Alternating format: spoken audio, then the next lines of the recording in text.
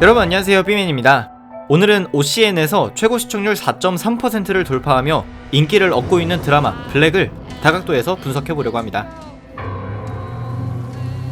간략하게 블랙의 스토리를 설명해보면, 죽은 사람의 영혼을 수거하는 저승사자 블랙과 죽음을 예측하는 능력을 가진 여자 하람이 죽음의 그림자가 보이는 사람들의 생명을 구하고자 하는 생사 예측 미스터리입니다. 오늘은 OCN의 블랙을 보고 정말 만족스러웠던 점들과 왜 이 드라마를 추천해드리고 싶은지에 대해 이야기를 해보려고 합니다.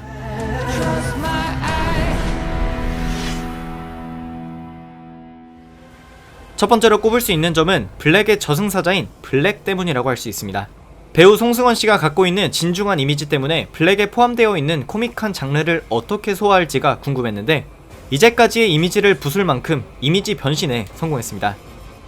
특히 송승헌씨가 보여주는 코믹한 씬들은 블랙만이 갖추고 있는 하나의 개그 코드로 완성되었는데요. 이를 통해 저승사자라는 다소 딱딱하고 공포스러운 이미지를 해결해버리는 것이죠. 여학생 화장실에 숨어가지고 변태짓이나 하고. 변태가 뭐였더라?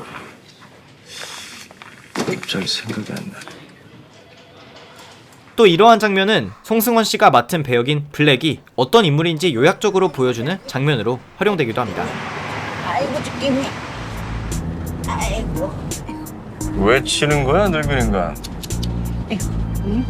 그렇다면 더 나아가기 전에 왜 블랙이 이렇게 상식적이지 않은 행동을 하는가에 대해서 알아봐야 할 것 같습니다. 정말 버릇없는 인간이군.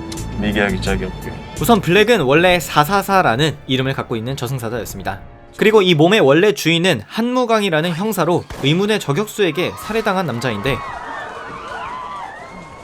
444는 죽은 한무강의 몸만 빌려서 인간의 형태로 살아가게 된 것입니다. 형사. 그래서 시체만 보면 토를 하던 순둥이 형사 한무강이 돌연 이상행동을 보이게 된 것인데요. 저승사자들 중에서도 특출난 영혼 수거 능력을 인정받는 피도 눈물도 없는 444의 눈에 인간들은 그저 미개해 보이기만 했던 것입니다. 인간들은 왜 시체 한 번 벌벌 떠는지. 하찮고 미개한 인간들. 물론 이렇게 인간 세상에 사회적 관습에 무지하고 나아가 선후배 개념도 모르는 블랙이기 때문에 이렇게 재밌는 장면이 탄생하기도 합니다. 두 번째로 꼽을 수 있는 인기 요소는 바로 블랙이 갖는 장르적인 특성에 있습니다. 추리 수사극이 갖는 스릴러의 요소에 코미디, 그리고 로맨스까지 살펴볼 수 있는 블랙. 여러 장르의 혼합은 시청층의 폭을 넓힐 수 있다는 장점이 될 수도 있지만, 반대로 조금이라도 난잡하게 버무려지면 드라마의 흐름이 어색해지는 단점이 될 수도 있는데요. 블랙은 이러한 위기 요인을 기회로 활용합니다. 한푼 무조건 살아있어. 바로 코믹한 장면과 스릴 넘치는 장면들을 드라마의 진행을 돕는 장치들로 이용해서 장르적 특징을 자연스럽게 이끌어내는 것인데요. 예를 들어 코믹한 장면은 사회화라는 개념이 잡혀있지 않은 저승사자라는 특징 때문에 벌어지는 의사소통의 한계를 이용해 표현하고,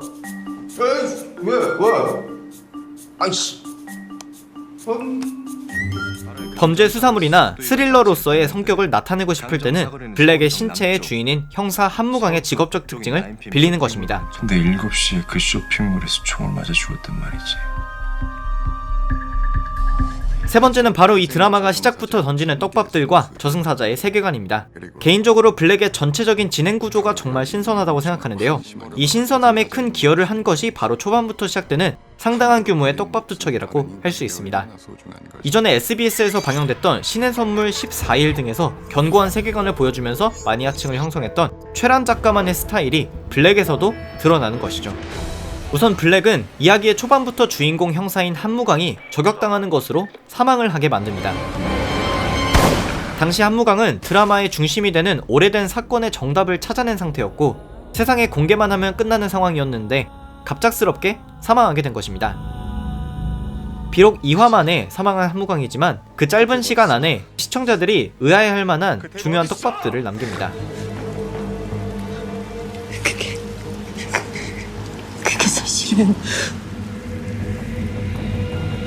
그리고 한무강이 사망하자마자 그의 외형을 갖고 있는 블랙이 곧바로 이야기에 진입하게 된 것인데, 그의 궁극적인 목적은 도망간 파트너 저승사자 잡기지만 공교롭게도 목표를 이루기 위해서는 한무강이 미처 세상에 밝히지 못한 사건들을 다시 한번 해결할 필요가 있다는 것을 알게 됩니다. 어쩜 그리 다들 레퍼토리들이 똑같지.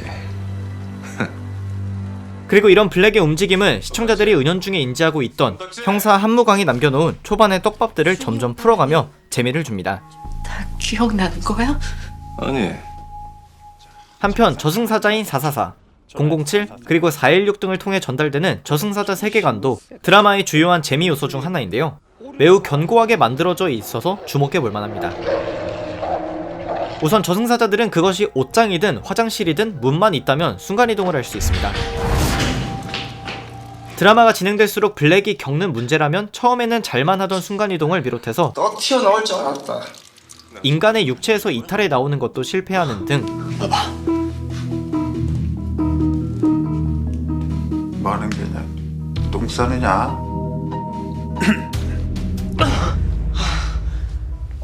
블랙에게 인간화가 진행될수록 능력이 약해진다는 점이었습니다. 인간 몸에 들어가도 자유자재로 들락거릴 수 있잖아요. 아무리 힘을 주고 나오려고 해도 나아지가 않는다고. 또 하나 신선하게 느꼈던 도구가 하나 있는데요. 바로 소울 캡슐입니다.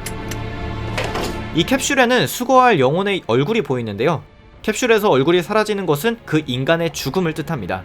그래서 소울 캡슐을 잘 지켜보다가 인간이 죽는 순간 그 시신 옆에서 캡슐을 열어야 영혼이 어디론가 도망가기 전에 성공적으로 천계로 인도할 수가 있습니다. 블랙이 소지하고 있는 소울 캡슐에는 하람의 얼굴이 보였었는데요.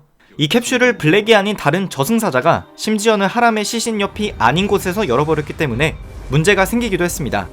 블랙과 007, 416 등 저승사자들은 하람의 영혼이 천계로 가지 못하고 떠돌고 있을까봐 걱정했었죠.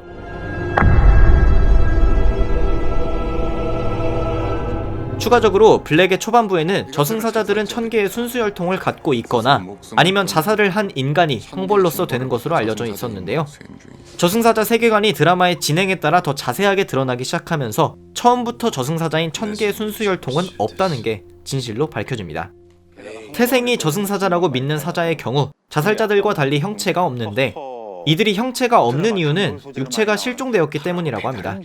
416의 경우가 바로 그러한 케이스인데요. 20년 만에 실종된 본인의 시체가 발견되자 살아생전의 모습으로 외형이 바뀌었을 뿐만이 아니라 본인의 기억도 되찾게 되었습니다.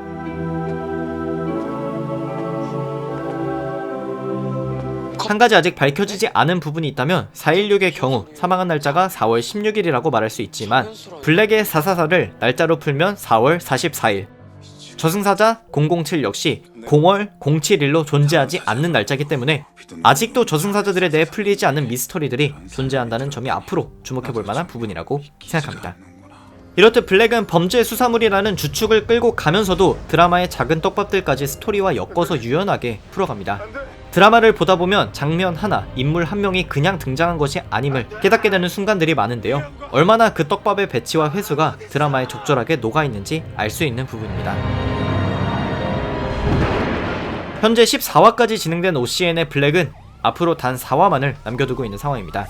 소재나 이야기를 진행시키는 방식도 블랙만의 매력적인 요소이지만 영화에서나 볼 수 있는 폭발씬이나 긴 차량 액션씬들은 블랙의 제작에 상당한 지원과 공이 들어갔다는 점을 확인할 수 있는 부분이었습니다.